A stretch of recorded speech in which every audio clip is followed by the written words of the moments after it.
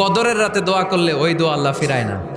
লাইলাতুল কদর খায়রুম মিন আলফি শাহর।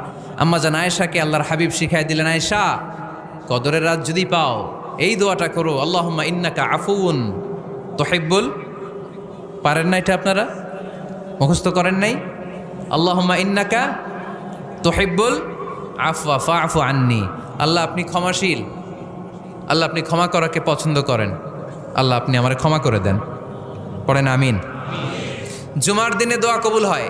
আল্লাহর হাবিব বলেন একটা সময় আছে জুমার দিন দোয়া করলে কবুল করে কে? সময়টা কখন? মুহাদ্দিসিন ইকরাম অনেক ইখতিলাফ করেছে। সবচেয়ে গ্রহণযোগ্য মতামত হচ্ছে আসরের সালাতের পরে। জুমার দিন আসরের সালাতের পরে সূর্য ঢলে পড়ার আগে দোয়া করলে কবুল করবে কে? কোরআন খতমের পরে দোয়া করলে কবুল হয়। কোরআন খতম করেন না আপনারা? তারপরে যে দোয়াটা করবেন কবুল করে কে?